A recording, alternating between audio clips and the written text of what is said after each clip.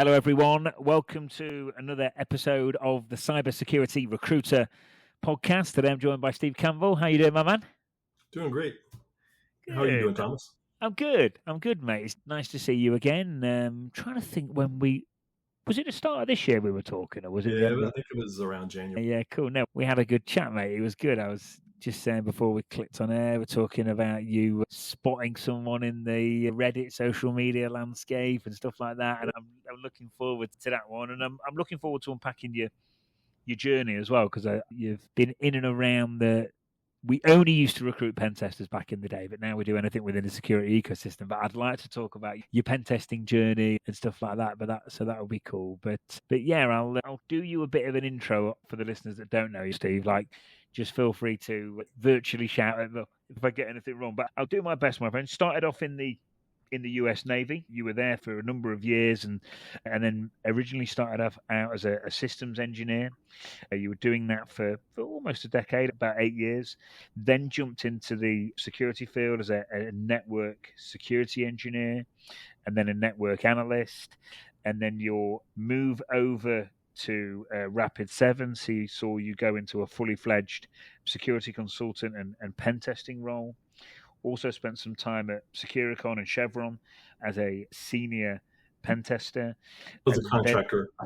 I was for contract position. Cool. Doing some work for Chevron, not an employee. So okay, cool. Yeah, cool. Contracting for Chevron. Then moved up into more leadership positions as a chief security systems engineer. And you are currently... Just a fancy term for a team lead. Okay, cool. On the offensive security or pen testing team. So. Okay, cool. And now you are a technical lead at CDW. So yeah, welcome to the show, mate. Thank you. It's nice to be. Yeah, no, cool.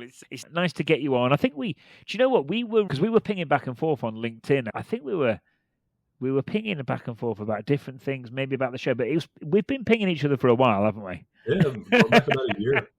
Last year was just crazy though, because I was trying to finish a book, and oh wow, I put in a lot of hours, lost a lot of sleep. Okay, cool. Were you pleased with the outcome? Yeah, I am. A few lessons learned from that, how I would do things a little bit differently if I write another book. But yeah, it was good. It was eye-opening. Learned a few things about being an author from it, and enjoyed working with the PAC publishing team. It was good overall. Yeah, long-term goal off the list too. So yeah, no, listen, I've never done it, but I can imagine it being quite a cool kind of cathartic type experience. I know when I'm like stressed, just writing stuff down, whether it's in a digital or a written format, just that alone, just for 5 minutes, helps me decompress my mind. So I can imagine getting your thoughts out of your head onto a page into a book. I bet it's quite a nice, maybe not always therapeutic, maybe stressful at times, but I bet it's quite a nice experience. Yeah, there's a lot of good tools to help you with writing these days, though. Everything from the typical stuff like spell checkers to ask an AI, whatever service you use. My writing is boring and dry. I'm used to writing technical reports. Help me spice this up a little bit. And before that process started, I also was reading excerpts from other books, similar titles like other offensive cybersecurity books, and just getting a feel for people's writing style. So all the above, everything from my own writing style, from writing technical reports as a pen tester to while I was preparing to write the book, just reading and just paying attention to other people's writing style, to using AI tools to help to give me feedback about like, how could I reword this? It really shaped my writing style. It improved it a lot. Yeah, no, cool. No, cool. Yeah, no, it's good. Yeah, no, thanks, Steve. I know I've done you a bit of an intro, but I'll start where I always start, which is who are you? What do you get up to? What's a day in the life of Steve like right now? As we said earlier, I'm a technical lead, basically a team lead, one of 4 for the CDW offensive security team. When I first joined the team 3 years ago, I was actually with a subsidiary. They basically, CDW bought some other companies and we formed into one big team. I went from being like the sole team lead to one of a few team leads. I personally like to stay at that level. I don't want to go into a management role. No matter how much gray hair I get, how old I get, I love being technical. I love being a leader where I can help people learn, but I want to stay at a technical level because I love either being in Burp Suite Pro or the terminal doing hacking work all day. That's just, if I were to win the lottery today and didn't have to work anymore, after a lot of fun and travel, I'd still spend all my spare time probably hacking on Hack the Box just to have fun. I love that kind of stuff. I am a pretty well-rounded pen tester. I've done pretty much all the different types of offensive security pen test roles. But these days I'm focusing on application security, which is really hard because there's a lot to learn, so many different programming languages and frameworks to create these applications. And there's not the instant gratification and the adrenaline rush of popping shells most of the time. It's actually getting quite hard these days. So I spend, as far as where I spend a lot of my time in the day in the life, I spend so much time learning before and after working hours. I invest a huge amount of my personal time in that, which is a little bit easier for me to do compared to some people because I have no pets and no children in the house. And my wife, we both have our own personal time as well as our time together. So as long as I place limits on that and show her due attention and don't ignore her, I'm able to, whenever we're not spending time together, I'm in my home office here just hacking away, methodology and stuff like that. So I love this stuff. Yeah, no, cool. Listen, it's really interesting to hear you say that as well, because one of the things we dig into on searches is what are you doing before and after work, and if there's not a lot going on there for us on our screening process, that's a bit of a worry. And it's interesting for the listeners to hear, even at your level, you've been in the game for a while, you're still doing that, and I think that's vital. Like, it's vital in security, especially in offensive security, because things just move so quick, mate, don't they? You've got to stay sharp. Yeah, historically, I've also spent a lot of time creating methodology and training material for the teams I lead. Like, for example, here I did a lot of mobile application security assessments back to back. And the mobile app testing is hard to learn. You have to deal a lot with the devices, and you have to learn, there's no way around it, some reverse engineering. I've spent a lot of time, for example, I don't speak at a lot of conferences because I spend so much of my spare time outside of work also creating this methodology documentation like I was talking about, where last year I created a methodology where step by step it will walk somebody with competent at the normal types of pen testing like web or internal, whatever, step by step through to how to reverse engineer an Android or iOS application, how to do a security assessment, but at the level that OWASP documents in their mobile security testing guide. And AI was a big help in that as well, and like helping me write JavaScript. I know a bunch of different programming languages where I can at least read them and understand them. Some I'm better than others. But at that time, I needed to learn JavaScript for the Frida framework.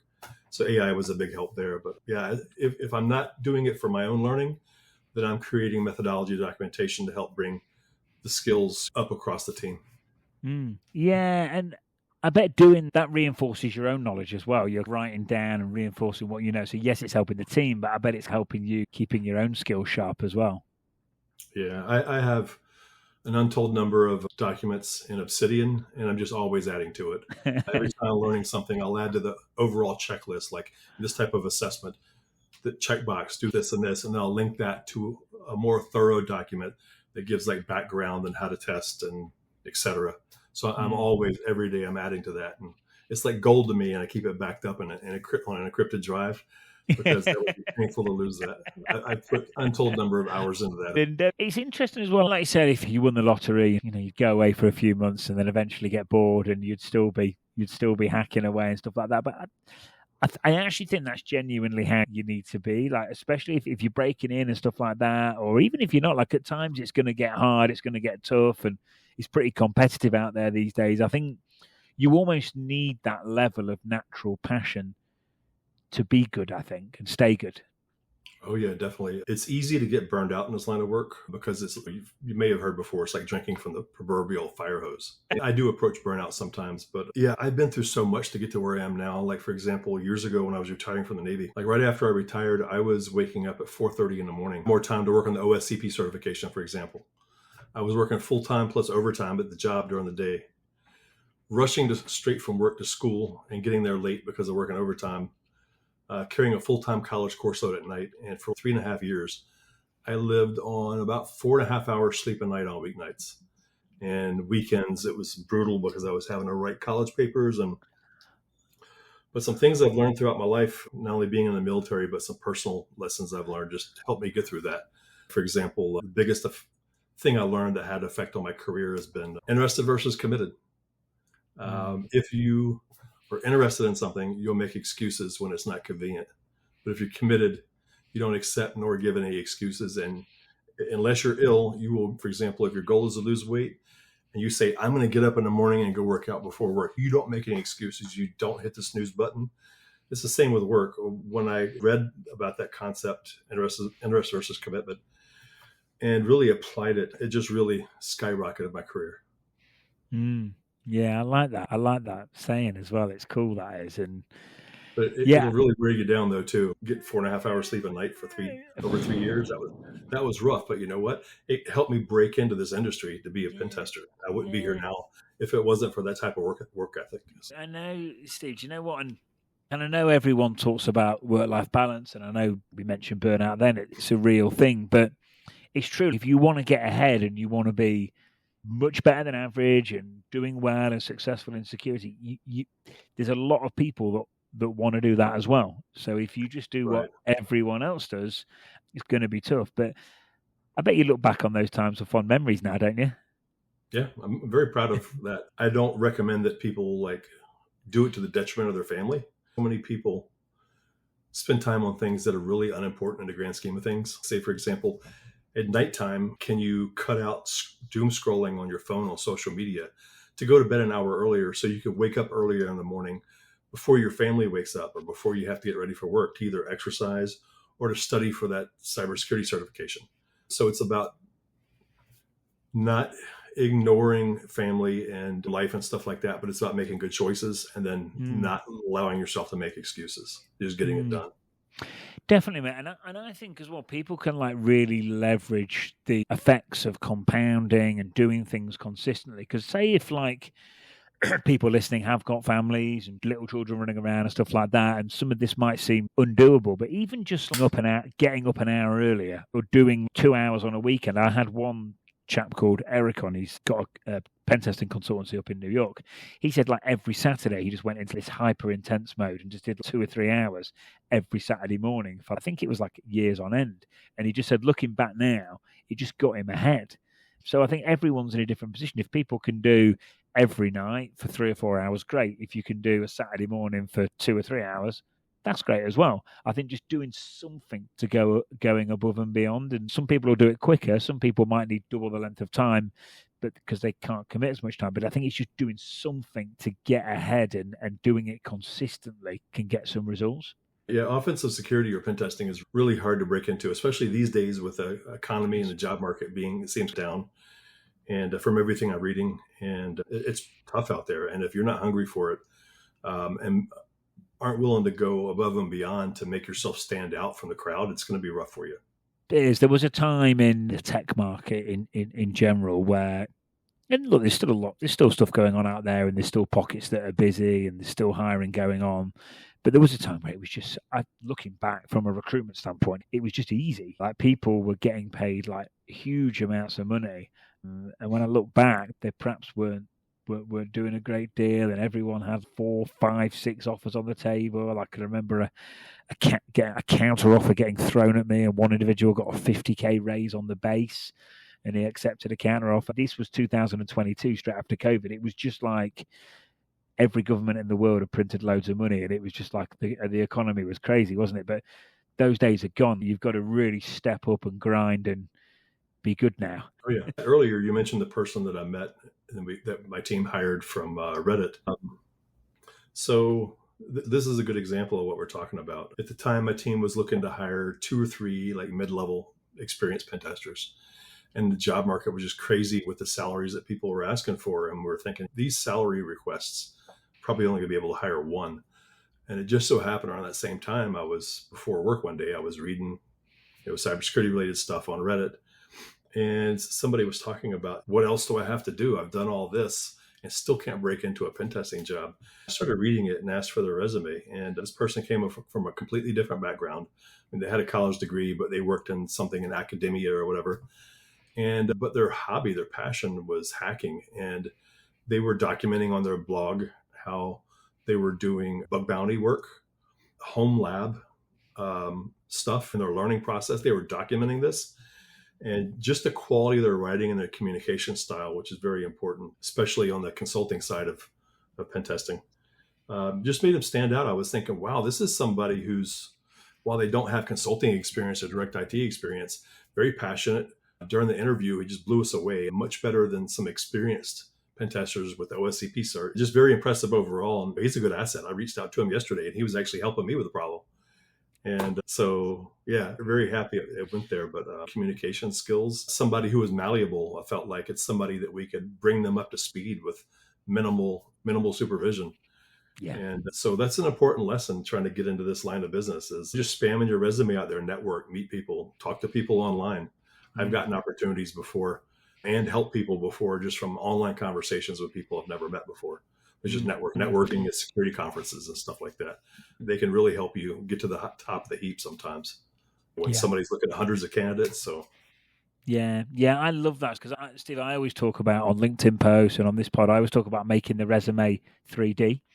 And that's exactly what I mean. Exactly what you've described. That's exactly what I'm trying to explain to people all the time. Because it just, I know from the stuff that I do on LinkedIn talking about recruitment, it wins us new clients. And when we do reach out to companies to try and recruit for them, it makes that easier as well. And it's the same for job seekers. Like you've seen that guy's stuff on Reddit. You're like, hang on, this chap's a bit different. Let's have a chat and stuff like that. So basically, this particular individual was on Reddit. They were really showcasing their ability to articulate risk, and they were showcasing their written skills, and they were just pretty active in the community. Were they on the Reddit platform?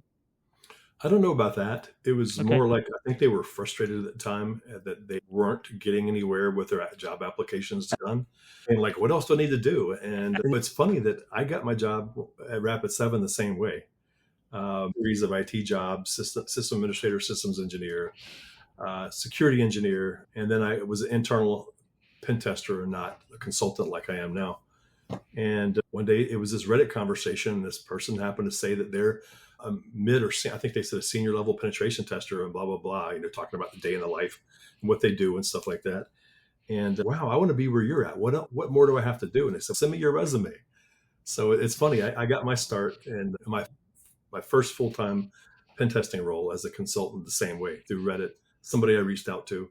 So it's important to go online in those Discord groups and Reddit and meet other people and make friends and make yourself known. And definitely, I didn't know that's quality. So that's how you got your role as well. So just the same stuff's working today as it was back then. Cool. Yeah. No. And of course, like what you do, networking with recruiters is very important too, because I don't know your job that well, but obviously you help find the right person for the right job and you give people feedback, and which is a type of mentoring, and you help find the right person for the role. And so it's also important if you're looking for a job like this to find a good recruiter such as yourself and network with them, get to know them and reach out for that type of help.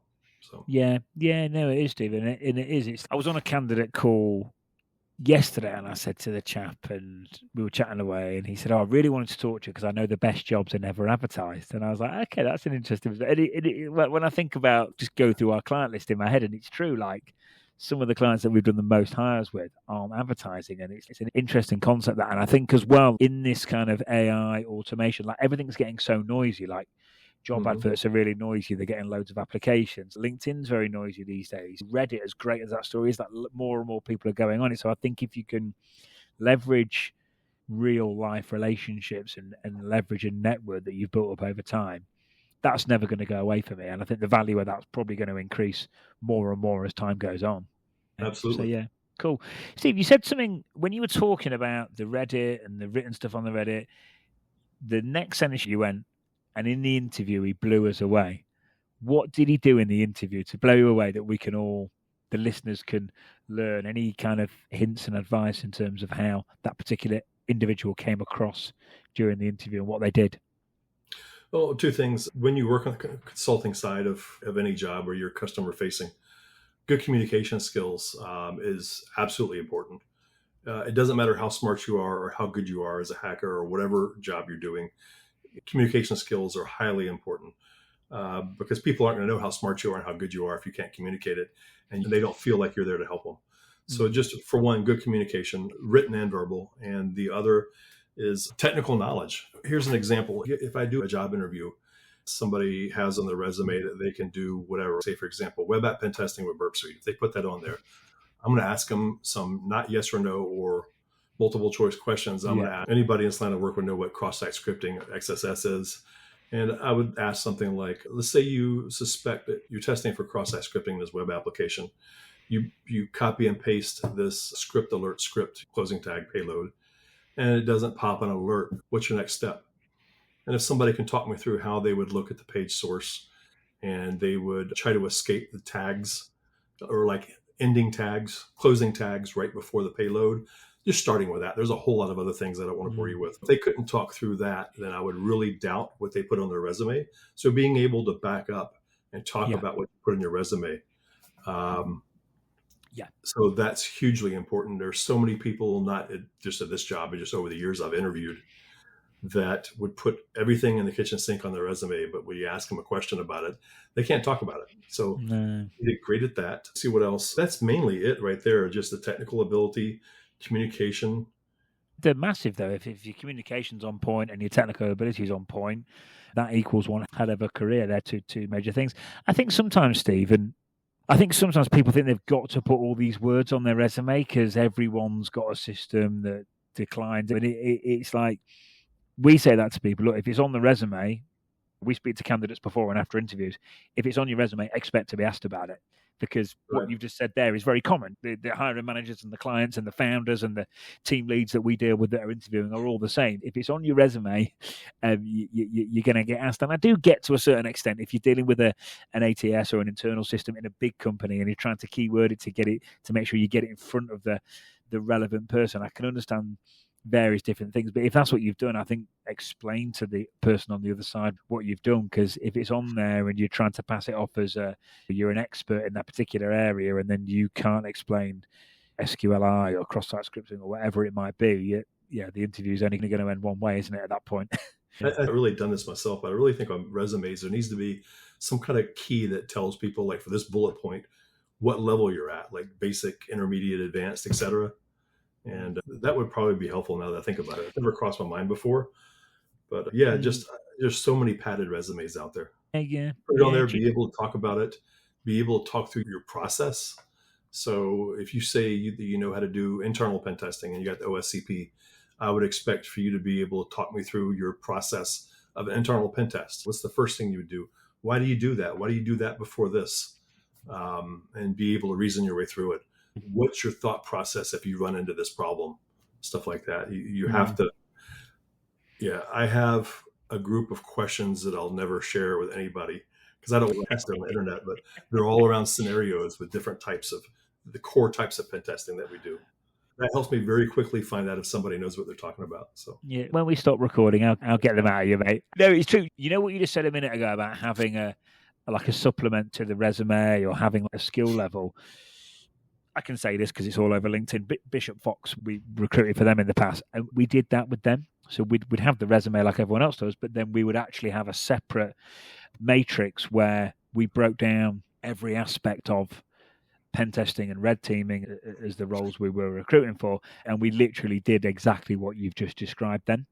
And it was really helpful. We had a separate skills matrix, and it didn't take the candidates long. We got the resume. I would write a cover note describing and detailing the details of the interview that I'd done, and then we'd have the matrix, just a 1 to 4 or like a 0 to 4, and rate yourself out on these particular areas, just being as honest as you can. And it is helpful. It's helpful for the interview as well, because if someone says they're a rock star at web apps or hacking APIs or whatever it might be, it can really help you in terms of your interview questions as well. Yes, definitely. Yeah, cool. Listen, we'll start a recruitment agency together, me and you, Steve. We'll be in business together by the end of this pod. Cool. Now, you've got some good insights into hiring there, and it's nice to hear that. And I love that. I remember, literally, first thing I said to you before we hit record, I was like, we're talking about that Reddit story, because I just remember, and I was like, we've got to mention that because it's a good one and it's good for the listeners to hear. It's a really nice story as well. And I'm happy to hear that guy was teaching you something yesterday as well. That's pretty cool. Yeah. Yep, it's awesome. And I love working with them. I learn things from them all the time. In fact, that's something I tell like everybody I work with, especially the more junior they are, the more likely I'm to tell them this. Hey, I don't know everything. We're all self-taught to the most extent. So I never assume I know everything just because I have more years of experience than you. We're each going to have different gaps in our knowledge and skills. So if I'm wrong, tell me. I will love you for teaching me this, because I want to know the truth and I want to know how to do things. And that's much more important to me than being the smartest person in the room. Every time I introduce myself to a new person I'm working with or mentoring, it's always, hey, if I'm wrong, tell me, but tell me why. Teach me. I'm always learning just like you are. Real quickly, I wanted to also offer as a couple of other suggestions I would make to people trying to get into this line of work would be, for one, play it like the long game. If you don't have any prior IT or cybersecurity experience and you want to get into pen testing, play the long game. So a lot of times, this being like a hot job, so to speak, people want to jump straight into it with no prior IT experience. It will make a huge difference in your level of skill, and even make a bigger difference if you're on the consulting side to have that experience and background working in IT. Like, for example, I worked in IT for a total of about a decade before I switched into pen testing, and I worked for pretty much everything in the enterprise IT stack. Everything from desktop support, desktop imaging, servers, Active Directory, routing and switching, Citrix, you name it, and slowly angled my way over a fish swimming upstream against the current towards any security little role or job or task I could get. And then as time went by and I started looking for a cybersecurity job, I would start phasing out non-security related stuff from my resume and just highlighting the cybersecurity related tasks that I'd done on my non-cybersecurity job. And that helped a lot. It's very important. Also, you're a pen tester and you are debriefing a customer on your pen test report. If you don't have any other background, like you haven't worked in it before, it's really easy to lose your credibility, because you're advising them. Say, for example, if you've never done it before, how are you going to advise them? Like, what are the quick wins? Why should you remediate this before that? And how hard is that going to be? So, somebody with no experience in IT might think, this is the easy thing to fix over here, but there might be some pitfalls. Don't be afraid to get your hands dirty. Play the long game, because building that foundation will make you a lot more successful later on in your career. Yeah, no, definitely, Steve. And just for the listeners listening as well, like, just to back up what you said, like I've heard that from other senior guys and girls in the space, which is having that IT background. If you're on help desk and you're dealing with various different tickets being raised or support, like you said, or sysadmin, it gives you that foundational knowledge, gives you that leg up on the communication side. I get it, in this day and age, everyone just wants to be a SOC analyst or a hacker or whatever it might be. But if you can come up through that proper route and get that foundational knowledge, yeah, very hard to replicate that elsewhere, I think. Yeah. And also another example is, how are you going to be like, I consider myself a pen tester, not really a real red teamer, because that's not my focus. I consider like red teaming to be adversary simulation or emulation and detecting edges and gaps in the blue team's detection. So anyway, how are you going to be a red teamer and advise those people if you have never worked in that role? It's easy to out yourself and lose credibility if you've never walked a mile in their shoes, so to speak, because you're going to be advising them. And if you've never actually done the job, you're very likely to give them some bad information. And then, of course, you'll be more knowledgeable. Say, for example, you're trying to bypass antivirus and EDR. That requires a lot of background on blue team. Like, what kind of detections are they looking at? So very good way to create a strong foundation for an offensive or red teaming career. Definitely. And I think as well, wanting to have that understanding, like I know you talked earlier about Burp Suite and just running different tools and actually wanting to understand what's going on behind them, and like I say, coming up through an IT background, actually really understanding a system and its infrastructure. Like, if you're hacking it, you need to be able to understand how to push that system to its absolute limits and find various gaps and flaws and vulnerabilities. And if you haven't got all the things you're describing, to your point, Steve, how do you know you've done it properly? Definitely. So yeah. Cool. You've given us loads of extra stuff there. I'm just going to, is there anything else? Because I almost moved on then, and I'm glad I didn't, because that was good. Anything else on that front? No, I think you wanted to talk about AI and its effect too. Yeah, definitely. That's in my thoughts too, but I don't know if that's another topic. Yeah, no, we can't do a show without talking about AI. We've got to. It's everywhere. We'd have to. It's impossible not to. There's a lot of worry that AI is going to take people's jobs. I don't see that actually happening in the near term. I think that what's more likely to happen is that people are more likely to be replaced by people with strong technical skills who can also multiply their efficiency and their results by using AI as a tool. Like, for what I'm seeing from AI these days, it would take a huge amount of computing power to do the job basically of one pen tester. Like, you can ask it questions and it can help you through things, but automating it to do a full pen test, I think that's going to be like low bar for quality, so to speak. If you're just completely automating pen tests with AI, I think that people who have the strong technical skills and strong communication skills that can also leverage AI to make themselves, for example, automate the boring stuff or do things smarter to free up time and focus for the more important details, finding that needle in the haystack, so to speak. Huge. Used right, it can really multiply your abilities and your efficiency and your results. Employers, they want results. And for example, I've replaced like Google search with, for example, Perplexity Pro. I'm not like advocating for them. It's just something that I use because it integrates AI with search, where a lot of the other AI services are just offline. They have a snapshot of knowledge that's like from so many months ago. They can't do real-time search. That's slowly improving over time. But where I used to look through like pages of Google search results, now I can use something like that or any AI service that connects to the internet. In fact, I searched on Google earlier in Chrome, and it actually, the first thing above the search results was like an AI answer. Just using that. But I would caution people, don't use it to think for yourself. Like in the old days, if you worked like fast food, you had to be able to count change in your head. And then there was calculators, the cash machines that did it all for you. You lost that skill. Don't let AI take away your ability to think. Don't blindly trust the answers that it gives you. And also don't give it any sensitive information, especially employer related or customer related information. That's actually extremely important. But yeah, I think that people are going to switch to becoming more creators with AI and less consumers. You can find anybody that can go through the motions and do a basic level job in any profession. But the people who can provide results, especially faster and turn things around quicker, using AI as a force multiplier, are going to be really in demand, especially people who have analytics or data analysis skills. It's great that you're passionate about red teaming, pen testing, offensive security, or whatever. But if you also have data analytics skills, because one of the big things I'm seeing with AI is I've tried to learn more about it is it's garbage in, garbage out. If you want to use AI for a business process, even related to hacking, a huge amount of knowledge goes into like your starting with your prompting.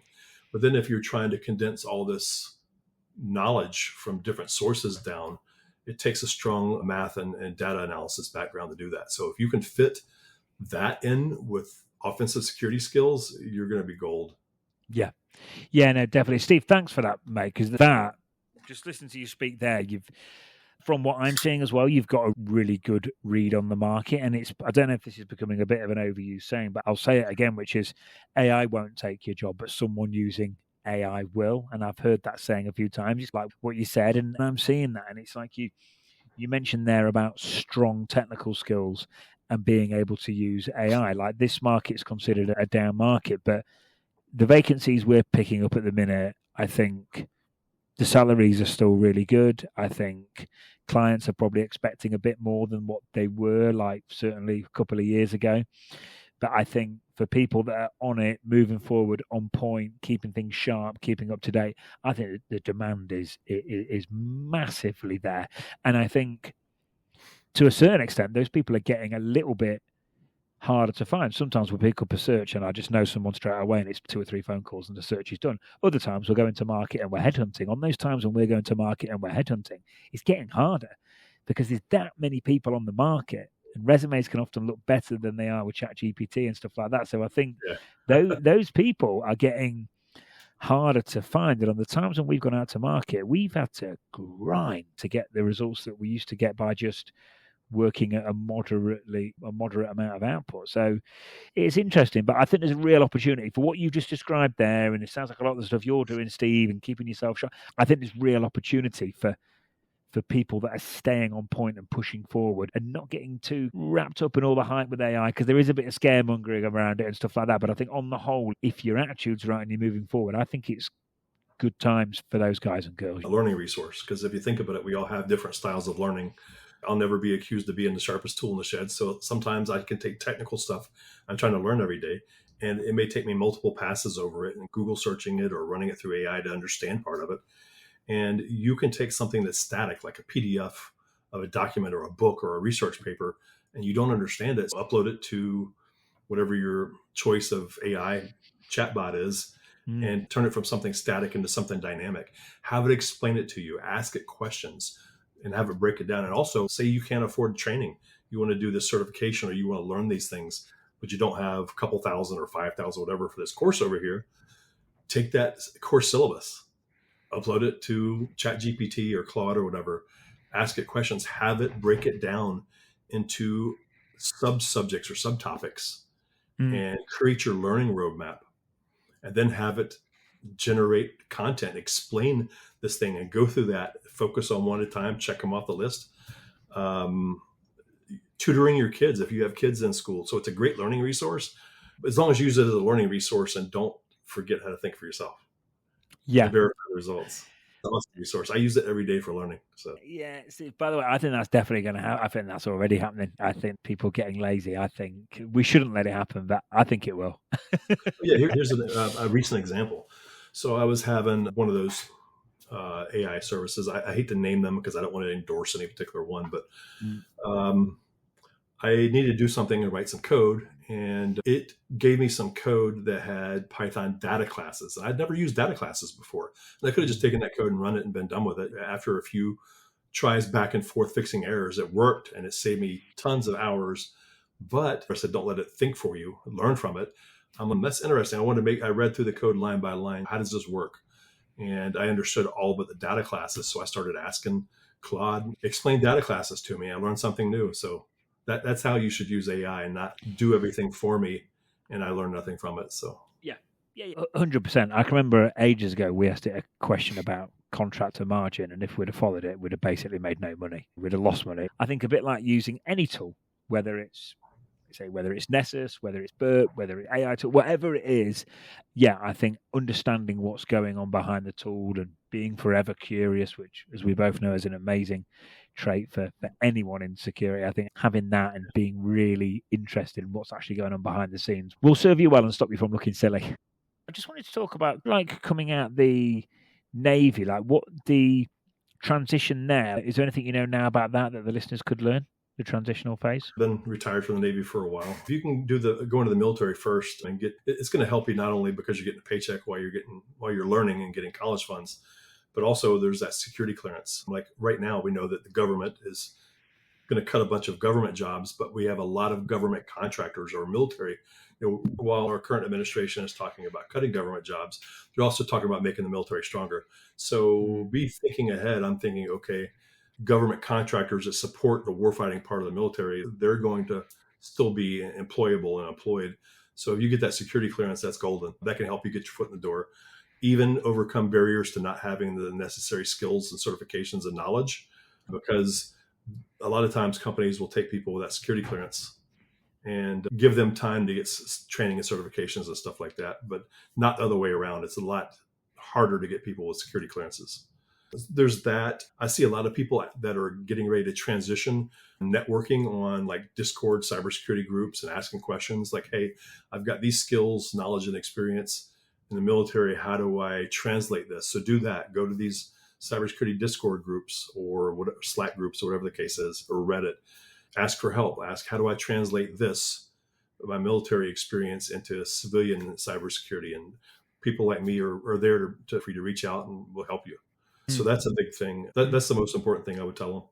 Yeah. But also start planning, start well in advance. I remember years before I retired from the Navy, I was analyzing everything about the IT job market and trying to figure out what I wanted to be when I grew up. Yeah, listen, mate, you've done all right, mate. I think it's worked out okay, buddy. Yeah, but looking back, I got a pretty bad start, man. I dropped out of high school. I was a little hoodlum running the streets late at night, but I knew I was a good person running with the wrong people, and I had a bad home life, alcoholic father, stuff like that. Okay. But out of high school, the Navy, I had to score higher on the ASVAB, but the Navy gave me a second chance. Learned a lot from that, matured, went back, I got my high school diploma, degrees, all that good stuff. But I had to overcome that in the beginning, so it was pretty hard. No, cool. It's good. And Steve, as we move further down your career path, anything looking back that you wish you knew that you didn't know maybe 4 or 5 years ago, or what's enabled you to progress on and get promoted, take lead positions? What's been intrinsically linked to your career growth and career progression as a hacker, pen tester, security professional, leader? Any tips you can give maybe people that are at a more junior or a mid-level that are coming through that want to progress? Anything that you could help out with on that front? Yeah, this industry, of offensive security is, I think the majority of the people are probably wanting to be the typical red teamers, popping shells and stuff like that.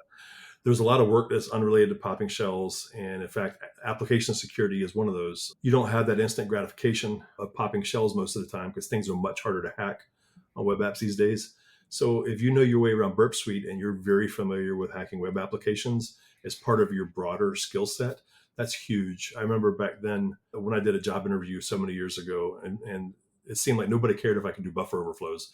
They wanted to know, could I hack web apps with Burp Suite? So I saved up the money and I bought my own license for Burp Suite Pro, learned how to use it.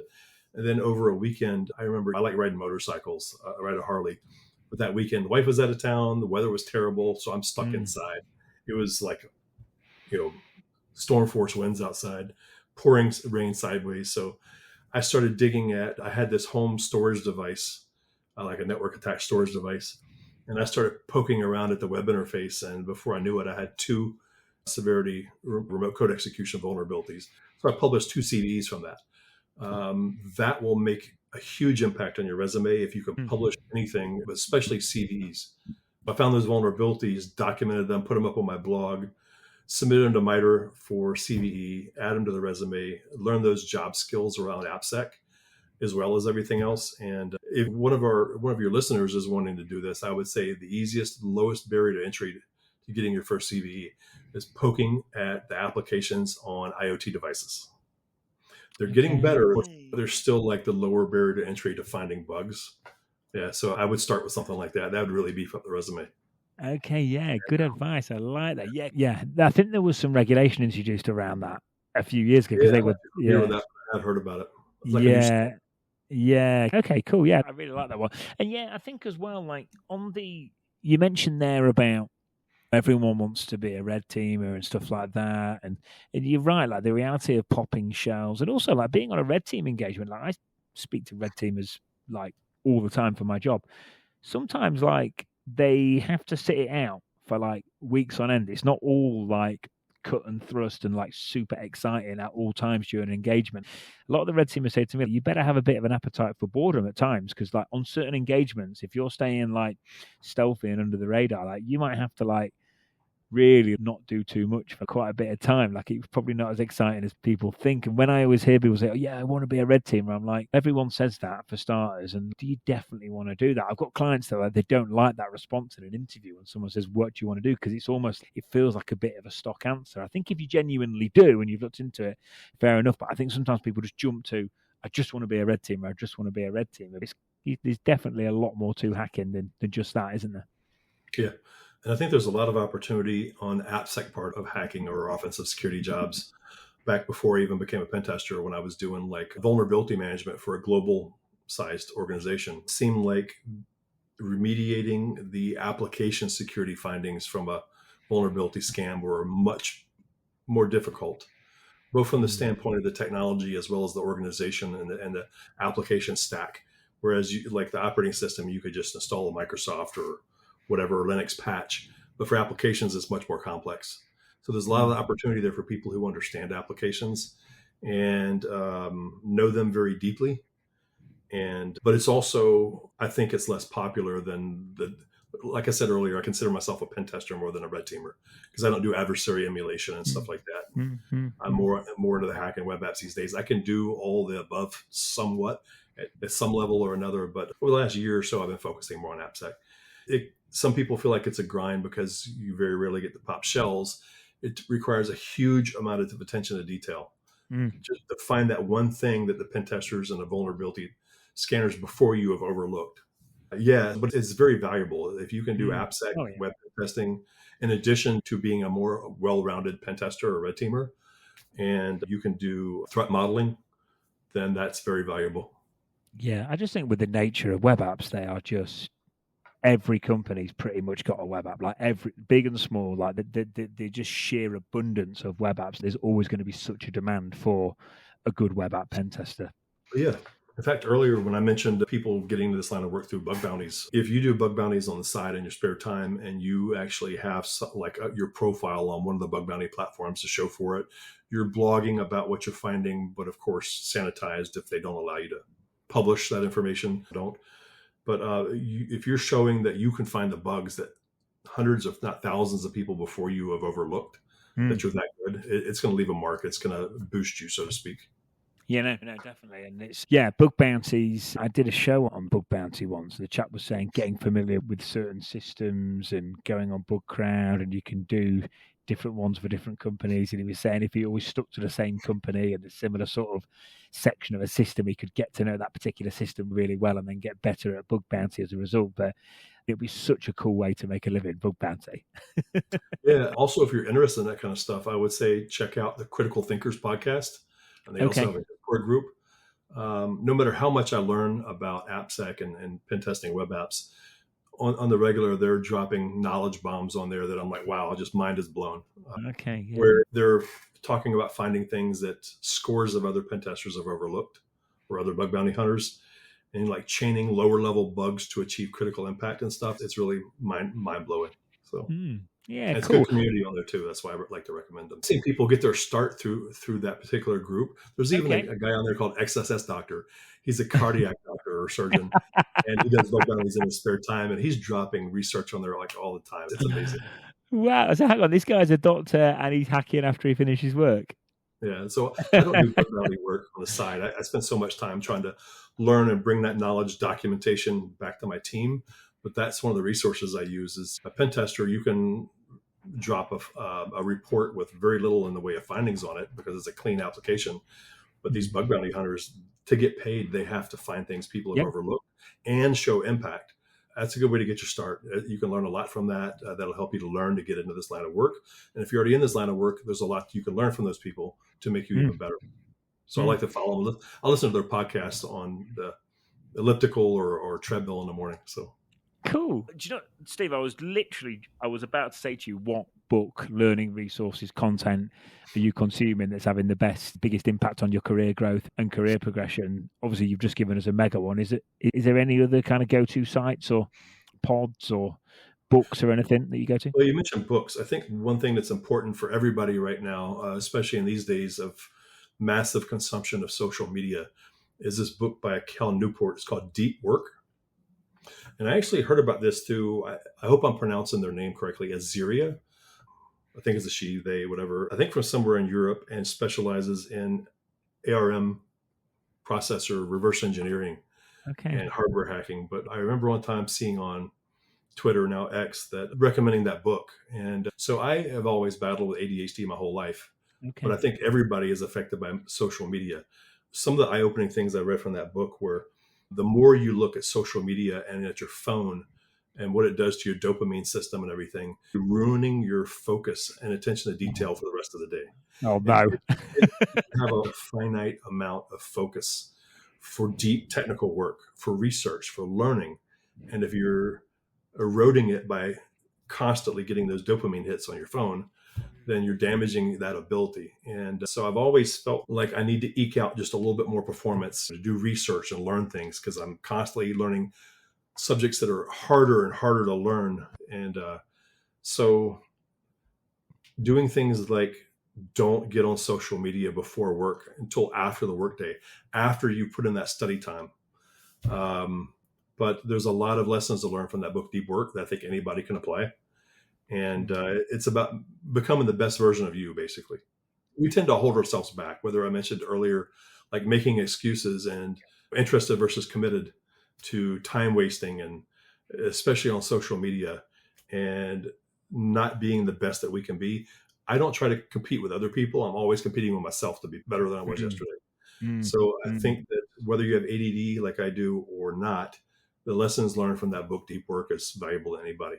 And yeah, it's cool. Steve, you know, I've heard similar things before. I've heard we can only make so many decisions in a day, and if we scroll in the morning, like that's our brain making loads of decisions. Right, I'll look at that. I'll scroll on that. I'll look at that, and like you say, you're killing your you've only got so many of these per day, and you're just wasting them on scrolling first thing. But tricky one, that, Steve, for a recruiter. We spend a lot of time on LinkedIn, whether we like to admit it or not. So I don't know how I'm going to avoid social media till the evening. So like a no social media day on Sundays, Okay. like resetting my week. I'm still struggling with it, to be honest, but avoiding social media completely, relaxing, meditating, and reading a book that's not related to my work, resetting my brain for what starts the next day on Monday. It's difficult. There's so much going on in the news right now. Everybody is like constantly got to get that fix and see what's going on and what have they done now, and or this is happening, and it's all shocking, and put the phone down. Yeah. Learn to be, if you're like, for example, if you really want to learn deeply technical work or do deep research, you need to be calm and you need to be focused. And to do that, man, you got to put down the phone. You got to basically, or at least if you can't do that, take some time to meditate before you get into things that require concentration. Yeah, no, thanks, Steve. It's good. It's good advice, that, because the world these days is crazy. All over the world, it's just politics globally, just everything. It's fascinating at times, but it's crazy. We don't have any control over all that stuff going on. So mind our control, focus on the things you can control, and regulate your dopamine system and focus on what matters. Yeah, what matters most: family, and then of course learning for a cool hacking job.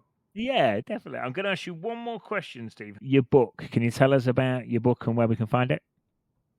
Yeah, so you can find it on the Pack Publishing site. You can also find it on Amazon.com, but it's Bash Shell Scripting for Pen Testers.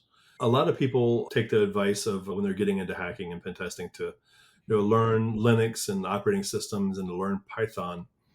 But in the past, there was a lot of times that I turned to Python thinking I can't do this in Bash. And I proved in this book that I wrote that you can do a lot of things like parallel processing, SQL injection scanners and stuff like that.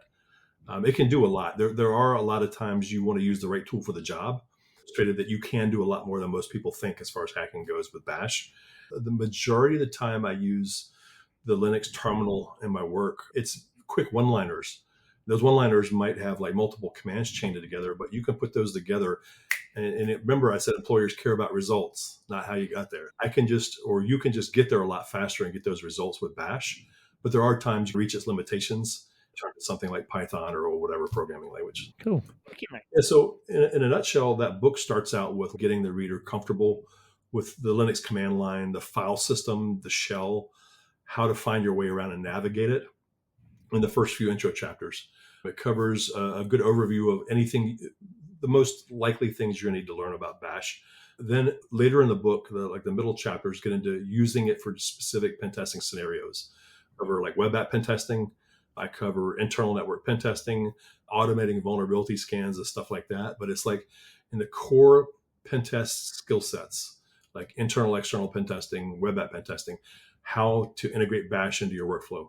Later in the book, I get into more advanced topics, including like how to interface with AI. I use like curl to do API calls to a local LLM to review a pen test vulnerability scan that I already ran and make recommendations on what to attack first. Cool. So yeah, it goes from the very basic to the very advanced, but also in the middle, it's how to apply it to your workflow in pen testing. Yeah. I've seen the pattern. Those books are wicked. I've read a few. They're good. They're really good. Wicked. Thanks, Steve, mate. We've literally raced over an hour, and it went super quick. Thank you. It's been a nice chat. I knew it would be, and it has been. And I'm glad that we finally got to do this, mate. Thank you, sir. Thank you. I've enjoyed chatting with you. It's been fun. Thank you.